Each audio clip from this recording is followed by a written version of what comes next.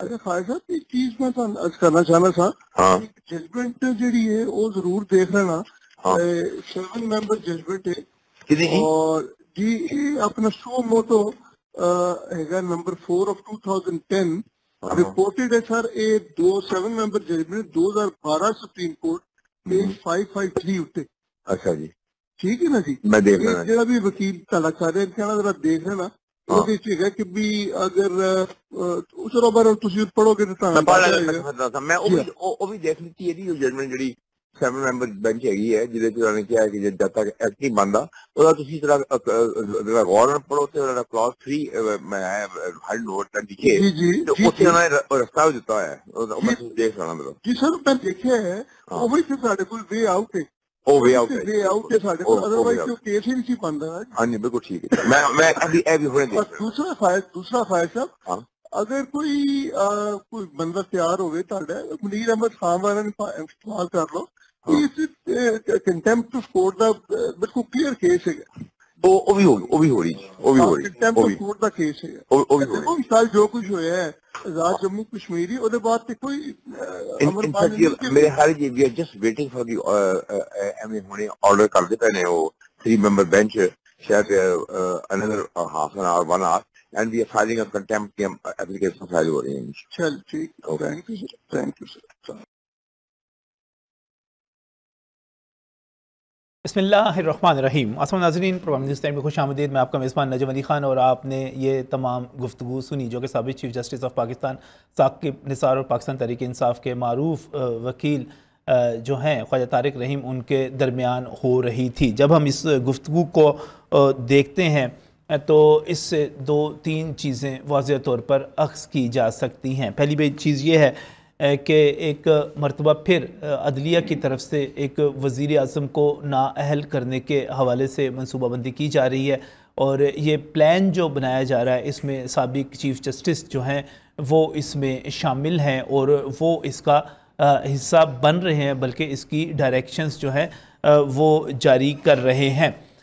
एक तो सबसे पहले ये चीज़ आ गई कि वो न सिर्फ कोर्ट का और जजमेंट का और सो मोटो का हवाला दे रहे हैं जिसके तहत वज़ीर आज़म को नाअहल किया जा सकता है और नाअहली की जा सकती है, बल्कि इसके साथ साथ वो आज़ाद जम्मू कश्मीर के वज़ीर आज़म सरदार तनवीर इलियास जो नाअहल किए गए उसका हवाला भी दे रहे हैं। यानी कि वो एक पूरी की पूरी ग्राउंड तैयार करके दे रहे हैं और उसके साथ ही चीफ़ जस्टिस जो हैं मुझे हैरत हुई कि वो ख्वाजा तारिक रहीम जो कि पाकिस्तान तहरीक इंसाफ के वकील हैं उनको सर कह के बुला रहे हैं। क्या कोई और नेटवर्क और कोई ऐसा ऑर्गेनाइजेशनल स्ट्रक्चर मौजूद है जिसमें साकिब निसार जो है वो ख्वाजा तारिक रहीम को सर कह सकते हैं, सर कह के बुला सकते हैं? क्योंकि अगर चीफ़ जस्टिस के ओहदे को देखा जाए, साबिक़ चीफ़ जस्टिस के ओहदे को भी देखा जाए, उनके मुकाम को देखा जाए तो ख्वाजा साहब कहना तो समझ में आता है, लेकिन जब वो सर कह के बात करते हैं तो क्या वो महज एहतराम है या कोई ऐसा कोई ऑर्गेनाइजेशनल सेटअप मौजूद है जिसमें वो ख्वाजा तारिक रहीम को जवाबदेह हैं? इसके साथ ही जो अगली चीज़ नोट करने वाली है वो ये है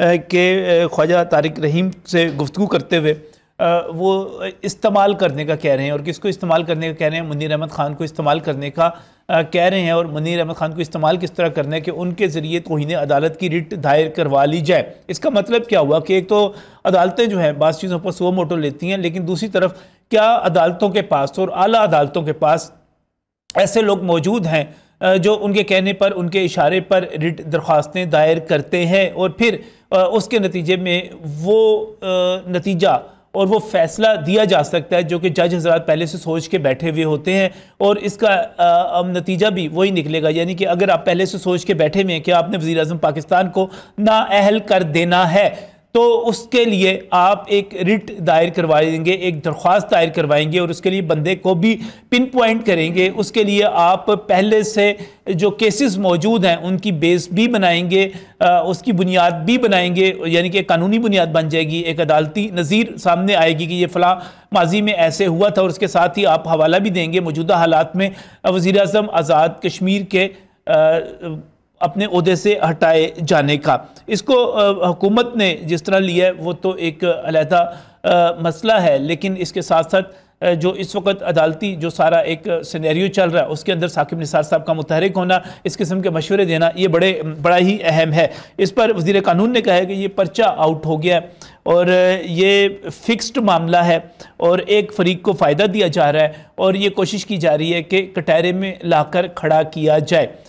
इस वक्त भी मुमकिना तौर पर बड़े तवील अरसे से काफ़ी दिनों से ये बातें हो रही हैं, इससे पहले से बातें हो रही हैं कि वज़ीर-ए-आज़म शहबाज शरीफ को इलेक्शन केस में नाअहल कर दिया जाएगा। ये गुफ्तगू अगर हम सुने तो इसके मुकम्मल सियाक़ो सबाक जो है वो उसी तरफ जाता है। ये मामला उस वक्त भी ज़्यादा मशकूक हो जाता है जब हम चीफ जस्टिस ऑफ पाकिस्तान की मदर इन लॉ जो है रिस्पेक्टेड खातून, उनकी हम गुफ्तगू सुनते हैं तो उनकी ख्वाहिशात, उनके मैसेजेस भी जो सामने आते हैं वो भी इसी तरफ इशारा करते हैं कि वो इस मुल्क में अपने सियासी मकासद के हसूल के लिए, अपने धड़े को पक्का करने के लिए, उसको मजबूत करने के लिए वो इवन मार्शल लॉ तक की बात करती हैं कि यहाँ पर मार्शल लॉ लगा दिया जाए। तो क्या अमूमी सतह पर जो तासुर पाया जा रहा है वो दुरुस्त है कि अदलिया जो है इस वक्त एक ख़ास डायरेक्शन में काम कर रही है और इसके नतीजे में मुल्क के अंदर अदम इस्तेहकाम और जो एक मुंतखब हुकूमत है उसकी पामाली, उसका ख़ात्मा जो है वो हो सकता है। इस पर भी जाएंगे और इस पर भी बात करेंगे। चीफ जस्टिस जो हैं उन्होंने मौक़िफ़ इख्तियार किया कि मैंने इसके नतीजे में कौन सा कश्मीर का सौदा कर लिया या मैंने कौन सा पाकिस्तान बेच दिया है, लेकिन बज़ाहिर ये ऐसे लगता है कि आप आइन बेचने की बात कर रहे हैं, आइन का सौदा करने की बात कर रहे हैं, एक मुंतखब हुकूमत को और उस पार्लियामेंट को बेतौकीर करने की बात की जा रही है जिसको मदरफ़ाल इंस्टीट्यूशंस कहा जाता है। ये एक बड़ा मुकदमा है। ये पार्लियामेंट के मुकाबले में अदलिया और अदलिया के मुकाबले में पार्लियामेंट, ये एक दूसरे के सामने खड़े हुए हैं।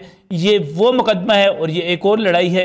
ये इस गुफ्तगू को किस तरह देखना चाहिए, किस तरह नहीं देखना चाहिए, इस पर जो है कानूनी माहिरीन ही बेहतर राय दे सकते हैं। हम प्रोग्राम में उन्हीं की तरफ जाएंगे, लेकिन अब सवाल ये पैदा हो गया कि क्या अब आगे वही कुछ होगा जो साकिब निसार ने कहा या अब स्क्रिप्ट चेंज करना पड़ेगा, कोई हिकमत अमली तब्दील करना पड़ेगी और उसके ज़रिए आगे बढ़ा जाएगा। बड़े इंपॉर्टेंट सवाल हैं। आने वाले दिनों की जो है निशानदेही हो रही है कि आगे क्या हो सकता है, क्या नहीं हो सकता।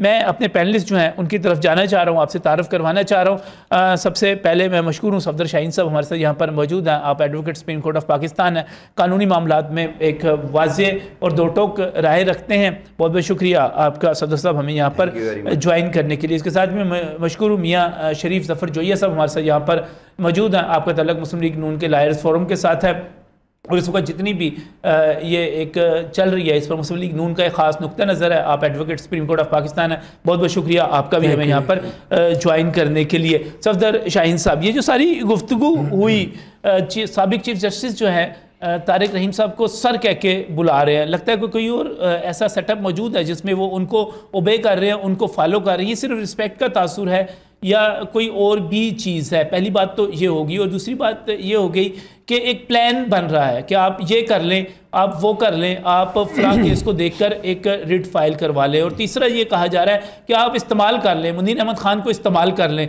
ये बंदों को इस्तेमाल करने का क्या तरीका कार है? इससे जो एक खदशात पैदा होते हैं कि अदालतें जो है, जजेस हजरात जो है बंदों को इस्तेमाल करते हुए खुद रिटें करवाते हैं और फिर फैसले करवा देते हैं अपनी मर्ज़ी के। ये सारी सूरत हाल किसी भी तौर पर अदलिया के लिए मेरा ख्याल है काबिल फ़ख्र नहीं है, ये तशवीश का मरहला है। ये क्या हो रहा है? थैंक यू नजम भाई। सबसे पहली बात तो ये कि जो आपने कहा कि सर कहते हैं जी, हमारी कोर्ट्स में ये अमूमी तासर है कि एडवोकेट्स को जजेस हजरात या सर कहते हैं, जनाब कहते हैं, या लर्नड काउंसिल कहते हैं, या आप कहते हैं। अच्छा, इसमें कोई ऐसी बात नहीं है जो अनोखी है, जो अचंभे की है या जिस पे कोई कमेंट्स की ज़रूरत है। ये रूटीन की बात है। और इसमें कह देना ना, लेकिन एक गुफ्तगू में सर कहना तो एक तासुर ये जाता है कि जैसे आप उनके सबॉर्डिनेट हैं। चीफ जस्टिस का ओहदा अदालती निज़ाम में सबसे ऊपर है, सबसे बाला है। नहीं, यहाँ पे एक चीज़ थोड़ी सी इशारा लगा लें। चीफ जस्टिस नहीं, रिटायर्ड चीफ जस्टिस। यहाँ जितने भी रिटायर्ड चीफ जस्टिस हैं, respect to all of them and जजेस एज वेल, वो सारे रिटायरमेंट के बाद अपने ऑफिसेज चला रहे हैं। मोस्टली 90% लोग, मैं पूरी ज़िम्मेदारी के साथ ये बता रहा हूँ, 90% लोग जो जुडिशरी, आला जुडिशरी है, उससे जो रिटायर्ड जजेस हैं, चीफ जस्टिस हैं, अपने ऑफिसेज चला रहे हैं। और जो हाई कोर्ट से रिटायर्ड जजेस हैं वो सुप्रीम कोर्ट में पेश हो सकते हैं। जो सुप्रीम कोर्ट के रिटायर्ड जजेस हैं वो वहाँ पेश नहीं हो सकते, लेकिन उन्होंने कंसल्टेंसी फर्म्स बनाई हुई हैं, उन्होंने आगे उनके साथ जो रुफ़ाक़ा हैं, जो एसोसिएट हैं, जो जूनियर हैं, जो वकला हैं वहाँ पे काम करते हैं, उनको वो केस तैयार करके देते हैं। सो रिटायर्ड चीफ जस्टिस का किसी को कोई मशवरा देना, this is as good as you can go to any other advocate. इसमें कोई बार काउंसिल का legal practitioners bar council act 1973 उसकी कोई प्रोविजन वायोलेट नहीं हो रही। जो हमारा आइन है 1973 का, उसकी कोई प्रोविजन वायोलेट नहीं हो रही। यानी कि कोई प्रोविजन वायोलेट इस तरह नहीं हो रही कि चीफ जस्टिस कह रहे हैं कि आप एक वज़ीर आज़म को तौहीन है, एक रिटायर्ड चीफ जस्टिस ये कह रहे हैं और जिनका एक माजी है और जो अपने फैसलों के हवाले से मुतनाज़े हैं, वो ये कह रहे हैं कि एक वज़ीर आज़म को नाअहल करने के लिए, तौहीन अदालत में तलब करने के लिए आप फलां मुकदमे का सहारा ले लें, कोई बुरी बात नहीं है। वो ये कह रहे हैं कि मुनीर अहमद खान को इस्तेमाल कर लें, कोई बुरी बात नहीं है। मुनीर अहमद को इस्तेमाल करने का जो कहा है वो मैंने भी सुना है, वो किस कॉन्टेक्स्ट में कहा है उसका अभी क्लियर नहीं है। और रही बात ये कि आप ही के प्रोग्राम जो मैंने आपके साथ किए हैं निकालने में, उस वक्त भी आप मुझे कहते थे कि नहीं होने, मैं आज भी कहता हूँ इलेक्शन होने, और मैं आज भी कहता हूँ कि जो कंसर्न क्वार्टर्स हैं वो नाअहल होने हैं। ये मैंने आप ही ये प्रोग्राम में कहा गया है। और आज अगर साकिब निसार साहब ने कह दी है तो सिर्फ आप इस बुनियाद पे को साबिक चीफ जस्टिस सर, अब ये कैसे कह सकते हैं कि जो कंसर्न क्वार्टर्स हैं वो नाअहल होने हैं? क्या ये कहीं कोई स्क्रिप्टेड है? ये पढ़ी लिखी बात है? क्योंकि आप चौधरी परवेज भाई का सुप्रीम कोर्ट ऑफ पाकिस्तान में और बाकी जगहों पर आप एक सीनियर वकील हैं, advocate supreme court of Pakistan है, आप इनका मुकदमा लड़ते रहे, तो क्या आपको आपके इल्म में पहले ये फैसला आ चुका हुआ है और आपको पहले से इल्म हो चुका हुआ है कि वज़ीर आज़म नाअहल होने जा रहे हैं? नहीं सर, पहले से फैसला नहीं आ चुका, कानून के मुताबिक बता रहा हूँ। कानून 2 to make 4 है। कानून जहाँ पे वहाँ जहाँ सर अभी तो फैसला होगा ना। मैं गुजारिश करता हूँ, मैं गुजारिश करता हूँ, आप और साकिब निसार दोनों जानते हैं। आर्टिकल 204 पढ़ लें, वो कोई भी शख्स उसमें एनी पर्सन है कि जो एडमिनिस्ट्रेशन ऑफ जस्टिस को ऑब्स्ट्रक्ट करता है, उसको रोकता है, डायरेक्टली या इनडायरेक्टली फैसलों की इम्प्लीमेंट नहीं होने देता। मैंने आप ही के प्रोग्राम में कहा था, आपने कहा था कि पूरी पार्लियामेंट को नाअहल करा देंगे, तो मैंने कहा था अगर पूरी पार्लियामेंट आएगी तो सुप्रीम कोर्ट को उस एक्सटेंड तक जाना चाहिए। सुप्रीम कोर्ट जाएगी, आइन बड़ा क्लियर है, 224 भी क्लियर है, 204 भी क्लियर है। और अगर उन्होंने सभी ने नाअहल होने का शौक है तो वो सभी नाअहल होंगे। वरना मैंने आपको कहा था कि प्राइम मिनिस्टर और जो सेक्रेटरी कंसर्न हैं दोनों ही, एक इंटीरियर है, एक सदर शाहीन साहब, मैं आपकी बात का ये मतलब लूं कि आपको भी पता है कि वज़ीर आज़म नाअहल होने जा रहे हैं और मुझे ये पता है कानून क्या कहता है और कानून के फैसला होगा वो यही होगा। आपको साबिक चीफ जस्टिस को भी ये पता है और वो तरीकाकार भी बता रहे हैं। इसका मतलब है ये कहीं ना कहीं स्क्रिप्टेड है और आपको भी उस स्क्रिप्ट का पूरी तरह इल्म है कि एंड के ऊपर इसका नतीजा ये निकलना है। जी, ये बिल्कुल स्क्रिप्टेड है। ये आइन के आर्टिकल 204 में स्क्रिप्टेड है, आइन के आर्टिकल 191 में स्क्रिप्टेड है, आइन के आर्टिकल 203(G) में स्क्रिप्टेड है, आइन के आर्टिकल 189 में स्क्रिप्टेड है कि जो भी शख्स ऑनरेबल सुप्रीम कोर्ट का फैसला नहीं मानेगा उसका क्या हाल होना। ये स्क्रिप्टेड है, लिखा हुआ है, नविश्ता दीवार है, इसको किसी भी तरीके से ये बिल्कुल ऐसा ही है कि कोई बंदा कत्ल कर दे और उसकी सजा जो है वो फांसी है, लेकिन या उम्र कैद है। लेकिन ये आप उस वक्त तक नहीं कह सकते जब तक उसका ट्रायल ना हो और वो हालात ना पता चले कि उसने वो सारा कुछ क्यों किया और उसका सियाको सबाक क्या था। लेकिन आपका इतना कन्फर्म होना, इतना यकीनी होना कि पूरी पार्लियामेंट पर बात जा सकती है, कैबिनेट पे बात जा सकती है और वज़ीर आज़म पे बात जा सकती है। यहाँ पर हमारे जो है वज़ीर आज़म के जुडिशल मर्डर होते रहे, यहाँ पर हम उन्हें नाअहल करते रहे। क्या हमारी तारीख में आज तक ऐसा हुआ कि पार्लियामेंट की तरफ से किसी चीफ जस्टिस को हटाया गया हो? लेकिन पार्लियामेंट के साथ ये बारहा होता रहा है। पार्लियामेंट इतनी मजलूम है। जी, वो पार्लियामेंट इसलिए मजलूम है, मजलूम नहीं थी, बन गई। पार्लियामेंट ने कानून बनाया ना 224 के विद इन 90 डेज इलेक्शन होंगे। किसने उसको वायलेट किया है? पार्लियामेंट ने कानून बनाया ना तो कैबिनेट उसको डिसोबे कर लिया है। पार्लियामेंट ने कानून बनाया तो प्राइम मिनिस्टर उसको डिसोबे कर लिया है। पार्लियामेंट ने कानून बनाया, secretary defence, secretary interior, election commission उसको डिसोबे कर रहा था, अब उसने छोड़ दिया है। ये कानून पार्लियामेंट का है और सुप्रीम कोर्ट उसको इम्प्लीमेंट कर रही है। इसको थोड़ा सा कॉन्टेक्स्ट ठीक कर लीजिए। इसका मतलब ये हुआ कि वो तमाम वकला जो एक खास सोच रखते हैं, एक मिजाज रखते हैं, एक नजरिया रखते हैं, वो तमाम जानते हैं कि वो क्या होने जा रहा है। कोई खुफिया बात नहीं रह गई है। नहीं, नॉट एट ऑल। मैंने आपके प्रोग्राम में शुरू में भी कहा था, जब परवेज लाई साहब का केस आया था पंजाब वाला, आपको याद होगा, वो प्रोग्राम निकाल लीजिए। मैंने कहा था हाथ जोड़ के कि खुदा का वास्ता ये मामले कोर्टों में ना लेके आए। पॉलिटिशियन को चाहिए कि पंजाब के मामला पंजाब में हल करें, सेंटर के मामला पार्लियामेंट में हल करें। इनमें इतनी हैसियत नहीं है, इतनी काबिलियत नहीं है, इनमें इतना जोम नहीं है, इनमें इतना बड़ापन नहीं है, ये अपने फैसले खुद नहीं कर सकते। जब ये खुद नहीं फैसले कर सकते, खुद अपने बनाए आइन पे नहीं अमल कर सकते, तो उसका लाजमी नतीजा है कि फिर ऑनरेबल सुप्रीम कोर्ट के पास जाएंगे तो जो कानून में लिखे है उसी के मुताबिक फैसला होना है। ये वतीरा गलत है, तमाम पॉलिटिशियन का वतीरा गलत है। उसमें मैं सिर्फ जो मर्जी है सफदर शाहीन साहब, एंड ये है कि बिल्ली थैले से बाहर आ गई और एक वजीर आजम और जो है उसकी बलि चढ़ाने जा रहे हैं। जी ये आइन में लिखा हुआ है, आइन में नहीं लिखा हुआ सर, थैले में डाला ही नहीं गया बिल्ली को, बिल्ली थैले से बाहर थी। मैंने आपको बताया कि नविश्ता दीवार है, स्क्रिप्टेड। मैं इस पर मियां शरीफ जो साहब की तरफ जाना चाहूंगा। मियां साहब, ये सारा कुछ वाज़ेह हो गया। एक प्राइम मिनिस्टर जो है, prime minister of Pakistan Shehbaz Sharif, ठीक है, वो इलेक्शन केस अभी तक जेर समाअत है, उसके ऊपर फैसला क्या आना है मुझे नहीं पता, लेकिन सफदर शाहीन साहब को पता है उस फैसले का क्या आना है, मुझे नहीं इल्म।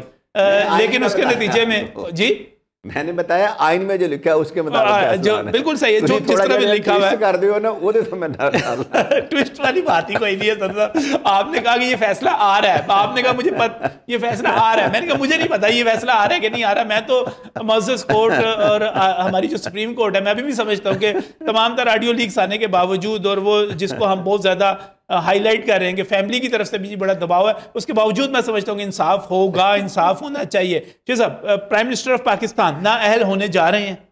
वली साहब, थैंक यू वेरी मच, आपने मुझे ये मौका दिया आपने इतने इम्पोर्टेंट चैनल पे, और ये बड़ा इम्पोर्टेंट क्वेश्चन है। ख़ास तौर पे जो पहला लफ्ज़ जो है ना कि साबिक़ चीफ जस्टिस सर करके ख्वाजा तारा रहीम को बुला रहे हैं, this is very important. Supreme court सब कहते हैं नहीं, ऐसी बात नहीं। सुन सुप्रीम कोर्ट से ऊपर तो कोई कोर्ट नहीं है ना जी, कोई कोर्ट नहीं, ठीक है जी। चीफ जस्टिस से ऊपर कोई ओहदा नहीं है, सही है, ठीक है जी।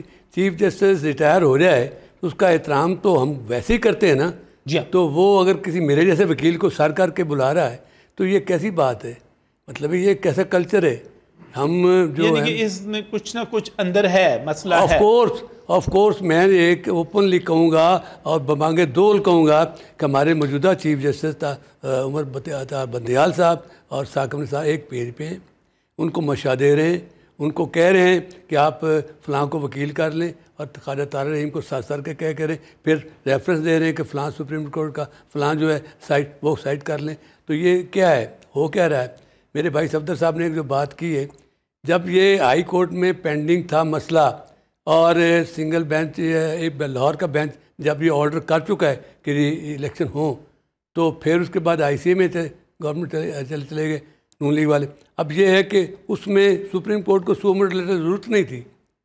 यहाँ से झगड़ा तो असल में ये है, ये झगड़ा नहीं है 90 डेज़ वाला झगड़ा, तो ये है कि सो मोटो नोटिस नहीं लिया जा सकता था, ना ले सकते था। When the matter was pending in the Lahore high court, उसका फैसला आने देते क्या उसमें तो फौरन उन्होंने ऑर्डर तो कर दिया था। जो भी फैसला आता, जो भी मुतासरा फरीक होता, उसके पास इख्तियार हासिल था कि वो अपील में चला जाए, वो DB में चला जाए, डिवीजनल बेंच में, लार्जर बेंच में चला जाए, या वो फिर सुप्रीम कोर्ट ऑफ पाकिस्तान में चला जाए, उसके पास इख्तियार, वो उसके पास हक मौजूद था।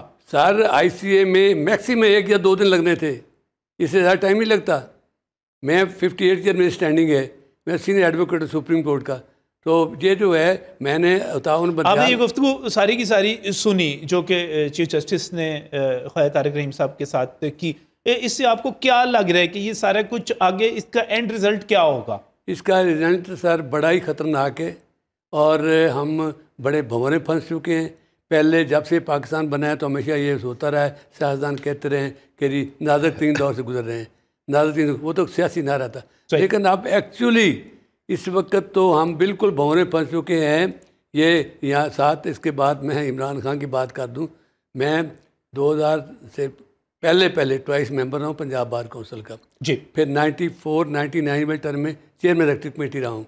तो अता उमर बंदयाल साहब, साकिब निसार साहब, अजमत सईद साहब, ये साहब उस वक्त वकील थे, इनके साथ मेरा इंटरेक्शन हो चुका था। तो अब ये है कि उस वक्त तो जब chief justice Lahore high court थे तो मैं पर्सनली उनके पास पेश होता रहा हूँ, मैंने अपने कॉम्प्लेक्स। अच्छा, मुझे एक बात बताइएगा, चीफ जस्टिस ये फरमाते हैं कि ये जो प्राइवेसी का राइट है मेरा, ये उसकी खिलाफ वर्जी की गई है, ये मैंने कौन सा कश्मीर भेज दिया, मैंने कौन सा पाकिस्तान भेज दिया, ये उल्टा वो कह रहे हैं कि मेरे जो राइट्स हैं, प्राइवेसी के राइट हैं, उसकी खिलाफ वर्जी की गई है। सर आज टॉपिक है ना साकिब निसार का, ठीक है जी, कि जितने 100 मोटर उन्होंने लिए मेरे ख्याल में पाकिस्तान की बल्कि दुनिया की किसी हिस्ट्री में नहीं होगा। सही। इतने सो मोटर नोटिस लिए हैं, अब जाके मिसाल में एक एडिशनल सेशन जज के पास चले गए, उसका मोबाइल उठा के फेंक रहे हैं, उसको कह रहे हैं आप क्या कर रहे हैं। ये चीफ जस्टिस का काम नहीं है। लाहौर हाई कोर्ट का जो हमारा इंस्पेक्टिंग जज होता है वो तो कर सकता है, या chief justice Lahore high court तो कर रहा है। अब सुप्रीम कोर्ट में बैठे हैं तो आप अपनी लोअर लेवल पर चले गए हैं। चीफ जस्टिस बाकी इसी वजह से तो सारे का सारा जो है मामला मशकूक हो जाता है, क्योंकि चीफ जस्टिस ऑफ पाकिस्तान जो है, जब साकिब निसार साहब यहाँ पर एक्टिव थे, बहुत ज़्यादा सुओ मोटो ले रहे थे, तो हमने ये देखा कि वो लाहौर में आए और नेशनल हॉस्पिटल पहुँच गए। नेशनल हॉस्पिटल पहुँचने के बाद उन्होंने उसके मालिक महमूद भट्टी को भी तलब किया, और महमूद भट्टी जब वहाँ पर पहुँचे तो महमूद भट्टी जो है वो फ्रांस में हैं और इंटरनेशनल डिज़ाइनर हैं, फैशन डिज़ाइनर हैं। उसको कहते हैं कि तुमने कपड़े किस तरह पहने हुए हैं, ये मुझे बताओ। यानी कि वो इंटरनेशनल फैशन डिज़ाइनर को ये बता रहे हैं कि तुमने कपड़े किस तरह के पहने हुए हैं। वहाँ पर बर्तन उठा के फेंके, और बर्तन उठा के फेंकने के बाद जब उसकी वीडियोस वगैरह सारी की सारी बन गई, और फिर महमूद भट्टी साहब कहते हैं कि उनसे डैम फंड में 10 लाख रुपए लेकर उनका मुकदमा जो था वो ख़त्म कर दिया गया। इस तरह के बैकग्राउंड के साथ जब हम देखते हैं कि ये सारी चीज़ें हुई हैं तो बड़ी तशवीशनाक है। इस वक्त भी जो कुछ हो रहा है वो तशवीशनाक है। मज़ीद इस बात को आगे बढ़ाएंगे, लेकिन इस ब्रेक के बाद। नाज़रीन, आपने साबिक chief justice of Pakistan Saqib Nisar की ख्वाजा तारिक रहीम के साथ गुफ्तगू सुनी। उससे वाज़ेह हो रहा है कि कुछ बड़ा होने जा रहा है, लेकिन क्या अब भी यानी कि ये इस कॉल के लीक होने के बाद भी कुछ बड़ा हो सकेगा, प्लान के मुताबिक आगे बढ़ सकेंगे या नहीं बढ़ सकेंगे, ये बहुत ही अहम सवाल है। हमें यहाँ पर प्रोग्राम में राना चौहान साहब ने ज्वाइन किया, आपका तलब पाकिस्तान पीपल्स पार्टी से है और सीनियर कानूनदान भी हैं, मामला को बेहतर तौर पे समझते हैं। इसके साथ ही यहाँ पर मियाँ शरीफ साहब भी हमारे साथ मौजूद हैं, सफदर शाहीन साहब भी मौजूद हैं। राना साहब, जिस वक्त हम बात करते हैं इस पूरी कॉल की, और ये कहा जाता है कि इसके अंदर एक पूरा प्लान मौजूद है, कौन सा केस इस्तेमाल करना है, किस बंदे को इस्तेमाल करना है, किसके ये सारा कुछ करना है, ये सारा कुछ अपनी जगह पे। लेकिन दूसरी तरफ एक वो कहते हैं ये हम मेरा प्राइवेसी का राइट है, मेरा ये हक है कि मैं किसी से क्या गुफ्तगू करता हूँ, क्या मशवरा देता हूँ। ये उल्टा जुर्म उनका बनता है जिन्होंने ये कॉल रिकॉर्ड की है, जिन्होंने ये कॉल बाहर पहुंचाई है। मैंने जो कुछ कहा है वो मेरा जुर्म नहीं है, मैंने कौन सा पाकिस्तान भेज दिया है। दुरुस्त है? बिस्मिल्लाहिर्रहमानिर्रहीम। कॉल रिकॉर्ड करना एथिकली एक कोई अच्छी बात तो नहीं है, या तो कोई ऐसे अफराद हों जो एंटी स्टेट एक्टिविटीज़ में और पाकिस्तान की रियासत और इसकी सालमियत के ख़िलाफ़। मैं ज़ाती तौर पे मेरी राय कोई है कि कॉल रिकॉर्डिंग वाला सिस्टम ख़त्म होना चाहिए, वीडियो बनाने वाला सिस्टम ख़त्म होना चाहिए। सर, अगर कॉल रिकॉर्डिंग ख़त्म होती है तो फिर ये सारे जो जराइम हो रहे हैं, जो मनसूबा बंदियाँ हो रही हैं, ये सारी चीज़ें हो रही हैं। दूसरा धड़ा ये कहते हैं तो फिर वो कैसे एक्सपोज होंगी। और जिन्होंने वीडियोस बनवा के रखी हुई हैं उन्होंने रमज़ान शरीफ में मुझे उम्मीद है डिलीट कर दी होंगी और तौबा ताइब भी हो गए होंगे। अगर नहीं हुए वो अगर नहीं हुए तो ये ख्याल अच्छा है। अगर नहीं हुए तो मेरी उनसे गुजारिश है कि ये सिस्टम ख़त्म होना चाहिए। अच्छा। इस तरह घरेलू प्राइवेट लाइफ बहुत सारी डिस्टर्ब हुआ। लेकिन अभी बात जो हो रही थी शरीफ साहब की, मैं बात सुन रहा था, ये टोटल एक प्रोजेक्ट है, एक प्लांटेड है, एक स्क्रिप्टेड है कि हमने इस हुकूमत को गिराना है, इमरान खान को लाना है, उसके लिए हमें कुछ ना जिस हद तक भी जाना पड़े। ये पूरा गैंग है, एक टीम है, सारी इकट्ठी हुई है। मैं कुछ अर्से इस तरह करना चाहूँगा कि जब से जरदारी साहब ने प्राइम मिनिस्टर बन के अपने इख्तियारात पार्लियामेंट को सौंप दिए थे असम्बली को डिज़ोल्व करने के, और उसके बाद से सारी जो इस तरह के मामलात थे वो सुप्रीम कोर्ट उनको हैंडल करने लग गई। सो मोटो मार्केट में आ गया, पहले बहुत कम होता था। अब आप देख लें कि इफ्तिखार चौधरी साहब आए, उन्होंने आके गिलानी साहब को फारग कर दिया। जज होता है, सियासतदान नहीं होता। वो सियासतदान जो है वो मट्टी और इसकी ज़मीन और जड़ों के साथ जुड़ा हुआ होता है, वो जुज़ियात को समझ रहा होता है, वो फैक्ट्स को समझ रहा होता है। सियासतदान कानून और उसकी तशरीह और उसके ऊपर उसने उसकी बाउंड्री में रह के चीज़ों को लेके चलो, उसकी डोमेन उतनी होती है। और ये इफ्तिखार चौधरी के बाद जो भी आपका बना है चीफ जस्टिस, वो सियासी मामलात के ऊपर सो मोटो लेने लग गया और चलती हुई हुकूमतों को ख़त्म करने लग गया। इफ्तिखार चौधरी के बाद आसिफ खोसा साहब आए, उन्होंने नवाज शरीफ साहब को अकामा और ये वो वॉल्यूम 10 दिखाया, वॉल्यूम 10 निकाला, अकामा, ये सारा कर करा के उनको भी फ़र्क किया। इससे हमारी मुल्क में सियासी हम आहंगी ख़त्म होगी, टॉलरेंस ख़त्म होगी, हमारी इकॉनमी नीचे चली गई, जो फॉरेन इन्वेस्टर थे, जो फॉरेन इंस्टीट्यूशंस थे, उनका हमारे ऊपर से बिलहस कौम और हमारे ऊपर से ट्रस्ट ही ख़त्म हो गया हमारा। हम बहुत पीछे चले गए। इस तरह के कानून बनाया जाता है नजम वली साहब इंसानों के लिए, इंसान कानून के ऊपर भेंट चढ़ाने के लिए लेकिन नहीं बनाए जाते। एक मिनट यहाँ पर सफदर शाहीन साहब एक चीज़ बड़े यकीन के साथ कह रहे हैं कि उनको आइन जो है वो सारे के सारे दिफात बयान कर रहे थे। वो कहते हैं कि आइन बताता है कि वज़ीर आज़म नाअहल होने वाले हैं क्योंकि उन्होंने 90 दिन में इंतखाबात नहीं करवाए, उसकी राह में मज़ाहम हुए और रुकावट पैदा की। अब वो आइन सबूताज करने पर, वो तौहीन अदालत पर, फैसला ना मानने पर नाअहल होने वाले हैं। वो कहते हैं आइन बता रहा है ये।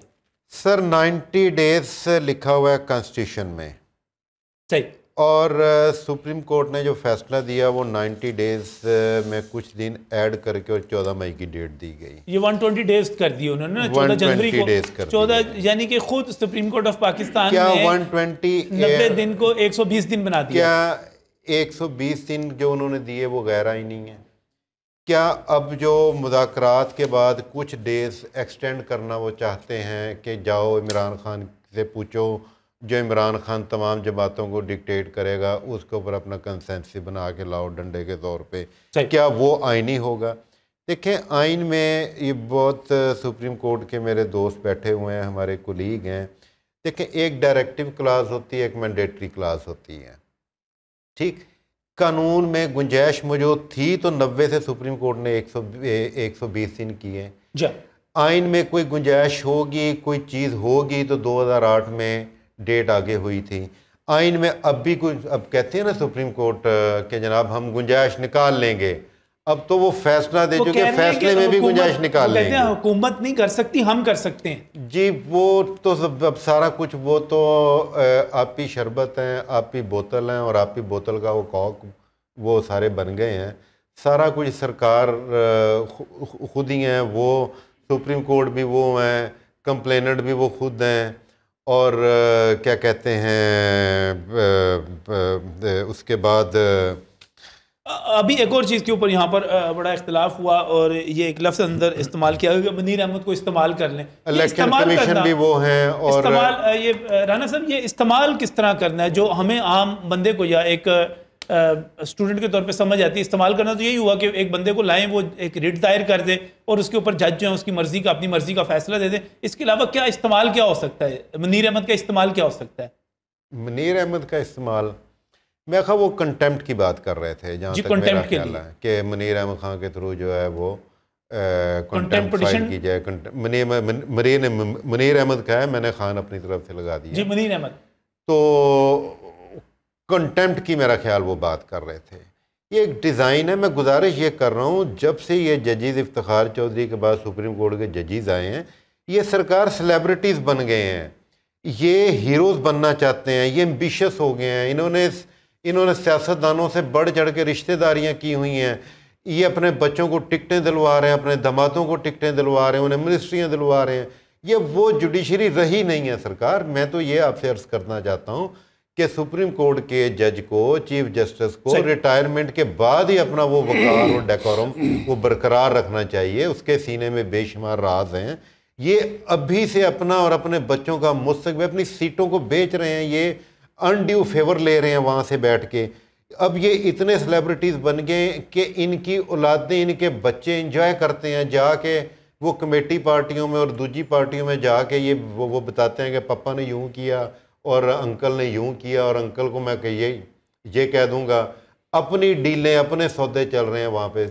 बड़ा अफसोसनाक। फिर उस लीगल पॉइंट की तरफ आते हैं। मियां शरीफ साहब, इस वक्त साबिक चीफ जस्टिस कहते हैं कि उनका प्राइवेसी का जो राइट है वो ख़त्म किया गया है। इससे तो लगता है कि वो कानूनी कार्रवाई जो है दूसरों के खिलाफ कर सकते हैं, बजाय ये कि ये कहा जाए कि उन्होंने कुछ गलत किया है या कोई मशवरा। वो कहते हैं, सफदर साहब भी उसी की वकालत कर रहे थे, कह रहे थे कि जनाब उन्होंने जो मशवरा दिया है वो बतौर साबिक चीफ जस्टिस और एक प्रैक्टिसिंग लायर के तौर पे ये उनका आईनी कानूनी हक है, जो उन्होंने प्रोफेशनल राइट है जो उन्होंने इस्तेमाल किया है। सर, प्राइवेसी की बात ये ठीक कर रहे हैं, लेकिन बात ये प्राइवेसी की नहीं है।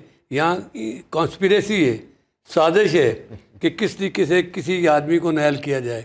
यहाँ ये साजिश हो रही है, प्राइवेसी नहीं, ये कॉन्स्पिरेसी है। हाँ, ये हो रहा है कि किसी तरह से मैनूवर करके, जैसे मेरे भाई ने कहा है कि टिकटें तस्लीम हो रही हैं और आपको देखते आते तारीख इंसाफ ने टिकटें किन किन को दी हैं, वहाँ से आपको पता चल जाएगा। ये इमरान खान की पॉलिटिक्स क्या है सर? ये है कि इमरान खान ने जो कल्चर पैदा किया है, मैंने भी कोई इतनी लंबी चौड़ी पॉलिटिक्स देखी है, जो उन्होंने कल्चर पैदा किया है वो ये है कि हर घर में लड़ाई है, बड़े जो हैं बुजुर्ग जो हैं उनका एहतराम ख़त्म हो गया है, तू तकरार से ये काम शुरू हुआ और बढ़ते बढ़ते गालम गलोच पे पहुंच गया काम, और इतनी पोलराइजेशन हो गई है, इतनी कन्फ्रंटेशन होगी, अब कोई उसकी सूरत ही नहीं है कि हमने क्या करना है, क्या होना है, क्या नहीं होना। मैं आपको एक मिसाल देता हूँ। मैं एक टर्म प्रेसिडेंट रहा हूँ अपने पीरियड बार का। ये वहाँ गए थे दीपालपुर, इमरान खान साहब, उनको मिराज अहमद खान जो पहले सेक्रेटरी जनरल थे वो मुझे बड़ा जानते थे, वो उनको लेके आए थे, एड्रेस हुआ, उनके बाद जो है सब चाय नहीं पिलाएंगे हमें। मैंने कहा वहाँ पॉलिटिकल बात कोई नहीं होगी, तो वहाँ वो चले गए और मेरी आधी बार चली गई वहाँ।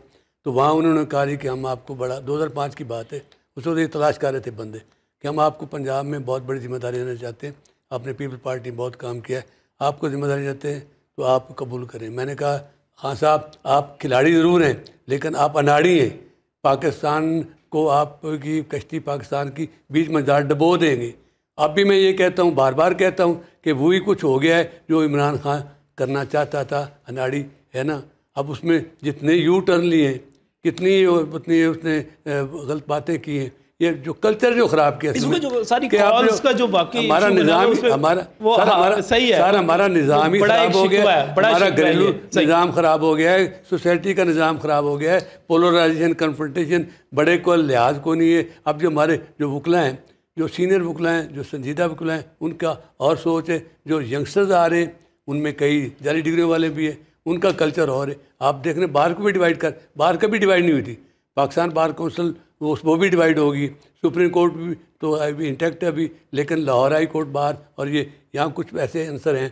तो अब ये जो डिवीजन जो है, इसी तरह से सुप्रीम कोर्ट में जो डिवीजन होगी अब तो क्लियर है। यानी मैं तो हैरान हुआ पूरा पाकिस्तान जो है तकसीम सुप्रीम कोर्ट में अगर एक हाथ भी नहीं मिलाते, या ये जो खबरें सुन रही है कि वहाँ मतलब है तू तकरार भी होता है और मुझे ये नहीं पता, खबर चलती है कि हाथापाई भी हुई है। तो अब बाकी रह क्या जाता है सर? बेंचेस कैसे बनेंगे, इंसाफ कैसे डिलीवर होगा? सुप्रीम कोर्ट जब डिवाइड होगी ये दो ग्रुपों में, तो अब कोई है, अल्लाह ही हाफ़िज़ है कोई इस मुल्क का, सुप्रीम कोर्ट का ये हाल है, उससे ऊपर क्या अदालत है हमारे पास, कहाँ जाएंगे, किधर जाएंगे? बिल्कुल से सदर शाहीन साहब, इस वक्त सारी सूरत हाल बनी हुई है। ये तो एक कॉल जो थी साकिब निसार साहब की आई, इससे पहले जो थे चीफ जस्टिस की मदर इन लॉ की कॉल जो थी वो सामने आई, उसमें वो न सिर्फ पॉलिटिकल गुफ्तगू कर रही हैं, सियासी गुफ्तगू कर रही हैं, बल्कि मार्शल लगाने की ख्वाहिश का इजहार कर रही हैं। इसके साथ साथ वो बता रही हैं कि मैंने फ़लाँ को, मुनीब को और फ़लाँ को, जजों की बात हो रही है, उनको फ़लाँ मैसेज भेजे, तो उन्होंने आगे से जो एमोजीज भेजे वो ये सारे के सारे थे। हम सब इस पर मुत्तफिक हैं कि कॉल्स को, पर्सनल कॉल्स को रिकॉर्ड नहीं होना चाहिए, लेकिन ये कॉल्स सर रिकॉर्ड होती हैं तो पता चलता है ना कौन क्या कर रहा है। सर देखें, जिस तरह राना साहब ने कहा है, आपने भी कहा है, अगर तारीख़ का मुताला करें, हम हर बात पे अमेरिका की पता नहीं किस किस की मिसालें दे देते हैं, अपने घर को सुधार नहीं सक रहे। 1974 में रिचर्ड निक्सन प्रेसिडेंट था अमेरिका का, one of the most powerful presidents.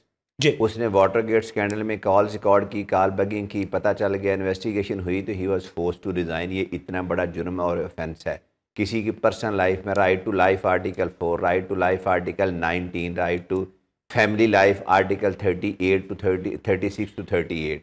ये नहीं होना चाहिए। जैसे राना साहब ने बहुत अच्छी बात की, फोन के ऊपर आप जुर्म की मंसूबाबंदी करते रहे। जो बात थी ना कि खुदारा ये डिलीट कर दें, वो बड़ी अच्छी बात है। मेरी भी इनके साथ रिक्वेस्ट है, अब आ जाए उस पर।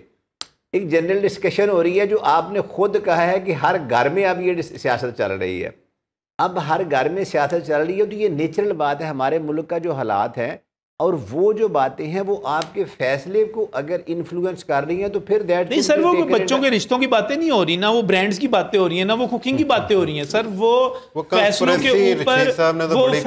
के ऊपर इन्फ्लुएंस होने की बातें हो रही हैं सर, उनके मैसेजेस जा रहे हैं सर। उन्होंने जो अच्छा मुझे एक बात बताइए, स्माइली की बात की है, वो उसमें कोई ऐसा इम्प्रेशन अभी तक मैं ऑनेस्टली बीइंग एक अच्छा, इसका मतलब सर हम एक मनसूबाबंदी करते रहे, मैं और आप एक जुर्म की मनसूबाबंदी करते रहे और करते रहे कि ये फलां प्लान करना है, फलां को तबाह करना है, फलां पे इन्फ्लुएंस करना है, फलां पे चीज़ करना है, तो वो हमारा प्राइवेसी का राइट हो जाएगा। सर अगर वो आर्टिकल 6 की ज़ात में आएगा तो वो प्राइवेसी में नहीं आएगा। अगर कॉन्स्टिट्यूशन की इम्प्लीमेंटेशन की बात है, जैसे आपने पहले कहा, ये ख़वातीन की जो आप बात कर रहे हैं, मेरा ख्याल है कि वो अखलाकी तौर पे या किसी भी लिहाज से ये तो एक बहुत ही घटिया तरीन सा अमल है।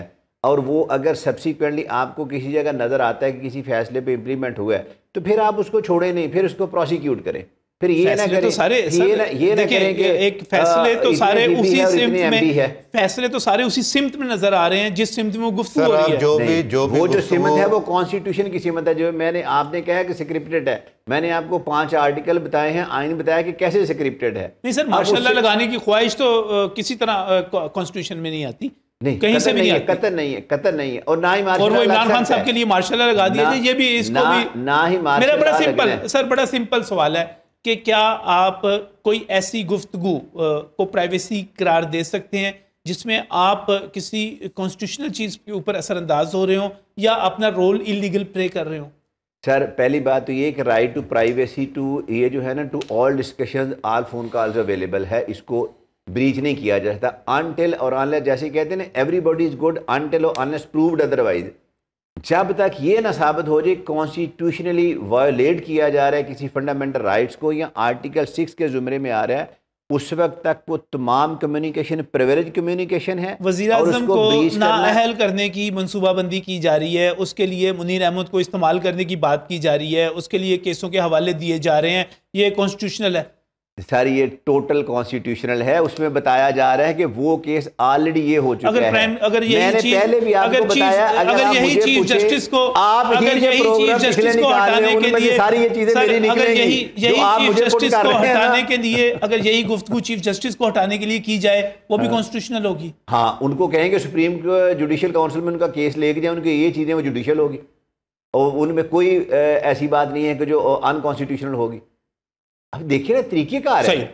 मज़ीद बात करेंगे। आप अपने प्रोग्राम निकाल लें, किसी की नहीं मिसाल दूंगा। मैंने ये सारी बातें जो आप कह रहे हैं साकिब निसार साहब की, वो सारी बातें मैंने आपसे की हुई हैं और आपको सब कुछ पता है। इसका मतलब है आइन में लिखा हुआ, मुझे सब कुछ आपको पता है, ये कहना है और ये सब कुछ आपको पता है। हाँ, मुझे पता है क्योंकि आइन में लिखा हुआ है। साइफर को डिस्क्लोज करना जो है वो अलग चीज़ है, उस पर भी डिबेट करेंगे ना। तो ब्रेक लेना है, ब्रेक से वापस आते हैं तो यहाँ से ही बात को आगे बढ़ाते हैं।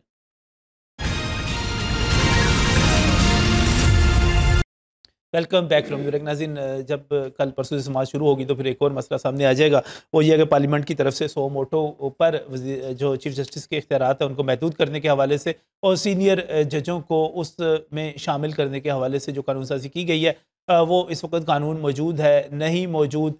सो मोटो जो है चीफ जस्टिस ले सकते हैं नहीं ले सकते? क्या सो मोटो का कानून जो है नया कानून बनने के बाद अब ये पिछली तमाम कार्रवाई जो है इस पर भी इम्प्लीमेंट होगा नहीं होगा? ये बड़ी अहम डिबेट है। राना जवाद साहब हमारे साथ यहाँ पर मौजूद हैं, मियाँ शरीफ मौजूद है, सफदर शाहीन साहब मौजूद है। राना साहब, इस वक्त क्या पोजीशन है? चीफ जस्टिस जो है सो मोटो अब ले सकते हैं नहीं ले सकते? सर इस टाइम सिचुएशन बहुत ज़्यादा कंफ्यूज है। अच्छा, जो एक्ट बनाया इन्होंने पार्लियामेंट ने, उसके ऊपर सुप्रीम कोर्ट ने रिस्ट्रेनिंग आर्डर पास कर दिया, स्टे दे दिया हुआ है। ठीक, अपने चीफ जस्टिस साहब तो कुछ महीने के बाद चले जाएंगे, लेकिन मुल्की तारीख़ के अंदर और आइंदा पाकिस्तान की ज़िंदगी में ये एक मसाइल, एक जो है अजीब व गरीब किस्म की नज़ीर पैदा करके वो जा रहे हैं। तो इसका भी अभी फ़ैसला होना है। हम कहते हैं कि पार्लियामेंट सुप्रीम है, पार्लियामेंट चूँकि कानून साज होती है, आइन साज होती है, और सुप्रीम कोर्ट उसके ऊपर नज़रसानी कर सकती है। सुप्रीम कोर्ट ने जो जब ये जजमेंट दी है उसके अंदर उसने हसबा केस का और उसका ये कासम सूरी का रेफरेंस दिया है। उन दोनों जजमेंट्स का अगर आप मुताला करें तो उसमें ये प्रिंसिपल वज़ह हुआ था कि सुप्रीम कोर्ट जो है वो पार्लियामेंट के बनाए हुए किसी भी कानून को उसके ऊपर नज़रसानी कर सकती है, उसके अंदर उसको गो थ्रू कर सकती है, उसको टोटली ना ख़त्म कर सकती है, ना टोटली उसको रिस्ट्रेन कर सकती है। अब सुप्रीम कोर्ट के जितने भी एक्शंस हैं उसमें दो चीज़ें बड़ी वाज़ेह नज़र आ रही हैं, बहुत वाज़ेह। एक तो उनका हर एक्शन का बेनिफिशरी इमरान खान है, ये बहुत वाज़ेह, हर जगह से ये चीज़ नज़र आ रही है। जिस चीज़ को देखें, जिस चीज़ को, जिस स्टोन को अनटर्न करें, वहाँ से यही नज़र आता है कि हर एक्शन का बेनिफिशरी इमरान खान है। उनकी सुप्रीम कोर्ट की इम्पार्शलनेस जो है वो क्या कहते हैं, वो ख़त्म हो चुकी है। दूसरी बात जो हमें सुप्रीम कोर्ट की जो नज़र आ रही है वो ये है कि इनकी आपस की जो तकसीम है, इनका आपस का जो झगड़ा है, उसकी वजह से ये मुल्क बहुत पीछे जा रहा है, बहुत पीछे जा रहा है। आपको अंदाज़ा नहीं है कि इकॉनमी के ऊपर इसके कितने असरात हैं, आपकी स्टॉक एक्सचेंज पे कितने। ये सही है। बल्कि मैं आपको तो आने वाले दिन आपको एक मिनट सर, आपको एक मैं मशवरा दूंगा कि आप अपने साथ किसी ऐसे बंदे को भी साथ बिठाया करें जिसकी इकॉनमी के ऊपर नज़र है। वो आपको बताएगा कि आज जो केस लगा हुआ था सुप्रीम कोर्ट में, उसकी वजह से स्टॉक एक्सचेंज कितनी नीचे चली गई। मुझे एक ब्रोकर स्टॉक एक्सचेंज का मिला, उसने मुझे कहा, उसने कहा सर ये जो इंडेक्स आप देख रहे हैं, हमारी ऑब्जर्वेशन ये है कि या मार्शाला लग जाना है या हुकूमत टूट जानी है। मैंने कहा ये तुम्हारा इसके साथ क्या ताल्लुक? उसने कहा जनाब जब ये फिगर्स आते हैं ना, हमने हिस्ट्री निकाली है पाकिस्तान की 70 साल की, जब इंडेक्स इस स्टेज पे पहुंचता है, इतना ज़्यादा डिप और डिप्रेशन आता है, उसके बाद इस मुल्क की हुकूमत किसी इस तरीके से चेंज होती है। अल्लाह खैर करे। मियां शरीफ साहब, आपको क्या नजर आ रहा है, क्या आने वाले दिनों में क्या होने जा रहा है? प्राइम मिनिस्टर नाहल होने जा रहे हैं, कोई बड़ा बुरहान पैदा होने जा रहा है? इसका जवाब देने से पहले मैं फाजिल भाई सफदर साहब की बात का जरूर बताना चाहता हूँ, जिन्होंने बार बार कॉन्स्टिट्यूशन की बात की है, आर्टिकल्स का रेफरेंस दिया है। मुझे ये बताएं कि आइन में ये तो लिखा 90 डेज, 90 लिखा हुआ ना, तो ये कहाँ लिखा हुआ है कि 90 डेज अगर गुजर जाएं तो फिर क्या होगा? Number one. नंबर दो ये है कि 90 डेज गुजर गए हैं ना, तो पंजाब असम्बली पे ज़्यादा स्ट्रेस क्यों है? KPK में क्या हो रहा है? वहाँ क्यों नहीं नोटिस ले रहे? क्या आइन सिर्फ पंजाब के ऊपर, पंजाब के लिए KP में क्या हो रहा है? और उसका तो जिक्र ही कोई है ना KP में। इसमें पंजाब पे स्ट्रेस हो रहा है, वो इसलिए कि इमरान खान साहब ने यहाँ पे सीटें निकाल दी हैं। ये कि वो पंजाब जो है मैटर करता है कि जब फेडरल गवर्नमेंट के होंगे इलेक्शन होंगे तो वो इस पे असरअंदाज होंगे। तो बाकी रहेगा 100 मोटर्स पे हमें एतराज़ यही है कि अब 9 जजेस का बेंच बना, फिर 7 पे आ गए, फिर 5 पे आ गए, फिर 3 ने फैसला किया। यहाँ से झगड़ा शुरू हुआ है कि सवाल ये है कि अब बार बार कहा जा रहा है, सीनियर एडवोकेट्स भी कह रहे हैं, हर बंदा कह रहा है, यानी सियासी जमात के ज़्यादातर लीडर भी कह रहे हैं कि फुल कोर्ट क्यों नहीं बनाते, झगड़ा ख़त्म हो जाएगा। फुल कोर्ट में तो सबको तस्लीम करना पड़ेगा ना जी। फुल कोर्ट बैठे तो उसका फैसला कौन रद्द करेगा? तो एक सीधी सी बात है कि ये झगड़ा सारा ही ख़त्म हो जाएगा। 90 डेज वाला भी, ये असम्बली के इलेक्शन वाला भी, ये फुल कोर्ट बिठाएँ और सारे का सारा तनाज़ा ही खत्म हो जाए। अब फिर बात वहीं पे आगे। सफदर शहीन साहब, चीफ जस्टिस जो हैं इस वक्त 100 मोटर ले सकते हैं, नहीं ले सकते, या वो पाबंद हो गए हैं कि जो सीनियर मोस्ट जजेस हैं उनके साथ मुशावरत करके फिर बेंचेस बनेंगे, चीज़ें बनेगी, या जो प्रोसीजर बिल है, प्रैक्टिस एंड प्रोसीजर बिल है, वो लागू हो गया, नहीं हुआ?